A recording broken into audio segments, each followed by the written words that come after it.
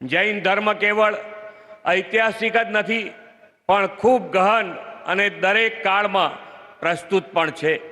વર્તમાન સમયમાં મહાવીર સ્વામીના વિચારો જ વિશ્વને શાંતિનો રાહ દર્શાવી શકે એમ છે.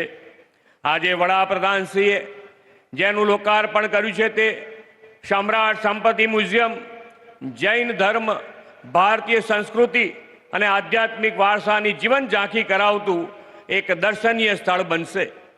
કોબા જૈન તીર્થંકરના વિશાળ વિસ્તારમાં નિર્માણ થયેલા મ્યુઝિયમમાં લગભગ 2000થી વધુ દુર્લભ પ્રાચીન અવશેષો, હસ્તલિખિત ગ્રંથો અને કલાત્મક નમૂનાઓ રજૂ કરવામાં આવ્યા છે.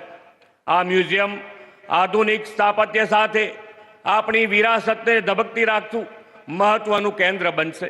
આ માત્ર સંગ્રહાલય નથી, પરંતુ જૈન ધર્મના તત્વજ્ઞાન અને આધ્યાત્મિકતા વચ્ચેનો મજબૂત સેતુ છે, જે ઇતિહાસ અને આધ્યાત્મિક અનુભૂતિને જોડે છે.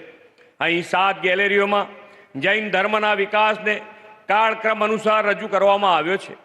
આ સ્થળ વર્તમાન અને આવનારી પેઢીઓ માટે જૈન ધર્મના મૂલ્યો અને સંસ્કૃતિને ચિરંજીવ રાખવાની પ્રેરણા આપવાનું કેન્દ્ર બનશે.